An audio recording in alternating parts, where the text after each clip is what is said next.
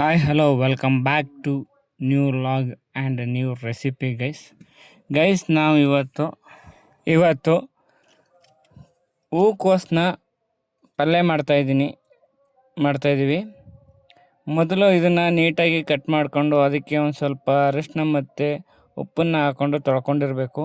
ಅದಾದ ನಂತರ ಒಂದು ಪಾತ್ರೆಗೆ ಎಣ್ಣೆ ಮತ್ತು ಶುಂಠಿ ಬೆಳ್ಳುಳ್ಳಿನ ಹಾಕ್ಕೊಳ್ಬೇಕು.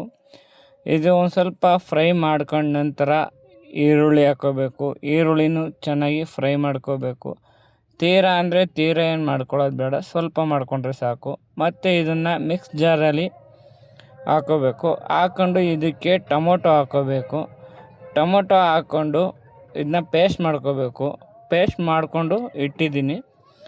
ನಂತರ ಇದನ್ನು ಅದೇ ಪಾತ್ರೆಗೆ ನಾವೇನು ತಗೊಂಡಿರ್ತೀವಿ ಅದಕ್ಕೆ ಸ್ವಲ್ಪ ಎಣ್ಣೆ ಹಾಕ್ಕೊಂಡು ನಾವು ಬೇಯಿಸ್ಕೊಂಡಿದ್ವಲ್ಲ ಅದನ್ನು ಹಾಕ್ಕೋಬೇಕು.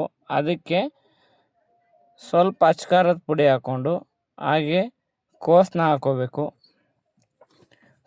ಹಾಕ್ಕೊಂಡು ಚೆನ್ನಾಗಿ ಹುರ್ಕೋಬೇಕು.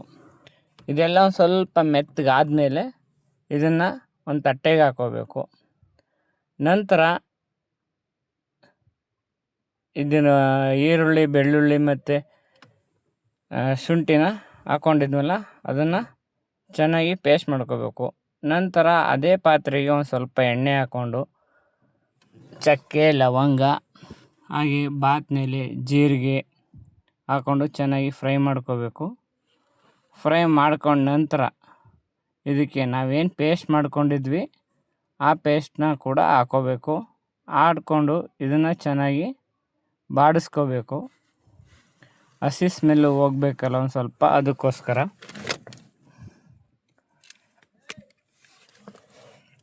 ಎಲ್ಲ ಆದಮೇಲೆ ಇದಕ್ಕೆ ಗರಂ ಮಸಾಲ, ಚಕ್ಕೆ ಲವಂಗ ಹಾಕಿದ್ವಿ.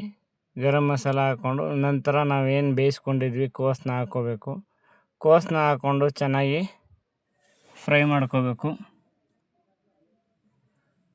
ಇದೆಲ್ಲ ಚೆನ್ನಾಗಿ ಫ್ರೈ ಆಗ್ತಾ ಒಂದು ಸ್ವಲ್ಪ ಕೊತ ಅಂತ ಕುದೀತಾ ಇರುತ್ತೆ. ಅದಕ್ಕೆ ಒಂದು ಸ್ವಲ್ಪ ಕೊರಿಯಾಂಡರ್ ಪೌಡರು ಹಾಗೆ ಮೆಣಸಿನ ಪೌಡ್ರು ಹಾಗೆ ಒಂದು ಸ್ವಲ್ಪ ಗರಂ ಮಸಾಲ ಹಾಕ್ಕೊಂಡು ಮತ್ತು ರುಚಿಗೆ ತಕ್ಕಷ್ಟು ಉಪ್ಪನ್ನು ಹಾಕ್ಕೊಂಡು ಚೆನ್ನಾಗಿ ಬೇಯಿಸ್ಕೋಬೇಕು ಮೆತ್ತಗಾಗೋವರೆಗೂ. ನಂತರ ಸ್ವಲ್ಪ ನೀರು ಹಾಕ್ಕೋಬೇಕು. ಜಾಸ್ತಿ ನೀರು ಹಾಕ್ಕೊಂಡ್ರೆ ತುಂಬಾ ತಡ ಆಗೋಗುತ್ತೆ, ಅದಕ್ಕೋಸ್ಕರ.